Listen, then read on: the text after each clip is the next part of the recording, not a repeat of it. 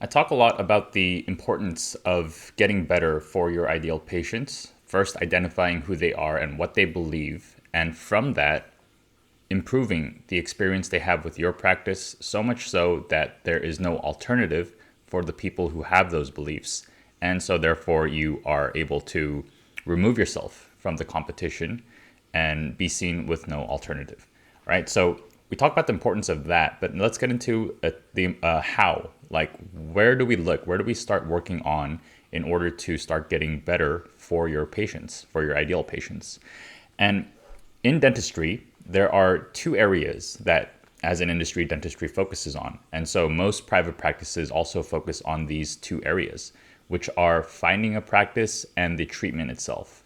So we put a lot of time and money into improving the things that will help us find patients and bring them into the chair, and the actual process of getting them treated, right? Those are the two, I would say, fixations that the industry has. But if we break down the actual patient journey across the entire life cycle of a patient, we find that there's 5 stages. And so when the industry only focuses on two, there are big areas, there are big gaps, which are areas for or opportunities for improving that you will see. So the 5 stages are finding a practice, first visit, so what they experience when they come in, treatment, routine care, and finally departure. And depending on your practice model, this might be a little bit different, but as a generalization, most patient journeys will follow this trend. And across each of those 5 stages, we have 6 drivers of value. And those are efficiency, simplicity, convenience, risk reduction, fun and image, and principles and ethics. So efficiency is basically, can you help them reduce time, energy, effort, money, or costs to getting what they want, which is dentistry? And simplicity is, can you reduce complexity or mental hassle for patients? Convenience is, can you increase accessibility and availability? So when they want it and where they want it. Risk reduction is, can you reduce financial, physical, and emotional risks, including their reputation? Fun and image is, can you elevate the tangible and intangible aesthetics, feel, attitude, and style of your practice? And finally, principles and ethics is, can you reflect principles and ethical standards patients are proud to support? So at each of those 5 stages, those 6 drivers of value are always in action. And when we take a look at dentistry and how it operates, there's really only what is my analysis here? There's only really 5 areas that dentistry really focuses on. Most of them are in finding a practice and treatment. And if you do the math, there's 30 areas, 6 times 5, 30 areas of drivers of value crossing with the patient experience stage. And so all these other areas are opportunities for you to improve and to get better in order to better serve your patients and stand apart from the competition.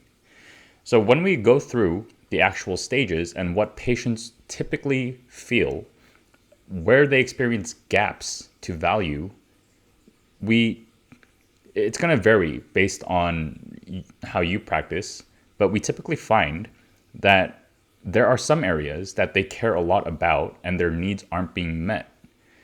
And among those areas, if the industry is already focusing on it, then it tells us that the way the industry is doing things isn't sufficient. And so it's not about doing more of that same thing. We have to do something differently there.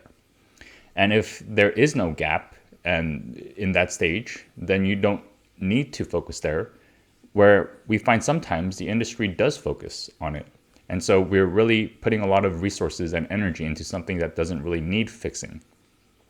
And finally, if there is a problem and the industry isn't focusing on it, those are huge areas that if you fill those gaps, then you can increase the value that your practice delivers those patients, right? So what you need to do is to figure out, where are the industry fixations? And I have my analysis here, but it's going to be a bit too long to get into detail. But try to think of, where are those areas that your competitors are constantly focusing on? And compare and contrast that with, where are the areas of the 5 stages and among the 6 drivers of value, where is that intersection where there is a major gap, where people aren't having their needs met? All right, and that is going to be the opportunity for you to improve things. So do that for your own practice as well. For your practice, where are the gaps? Where is the fixation? And that is going to be a solid foundation for you to start improving things. All right, that's it for today's video. A little bit more analytical, and you're gonna have to do a bit more work here, but it's gonna be really valuable. You're gonna see where exactly things start falling apart, where there is real blocks to value that your practice is preventing your patients from experiencing. And if you're able to work on those blocks and remove them, then you can be an incredible practice that offers something like no other practice for your ideal patients. All right, that's it for today's video. See you guys in the next one.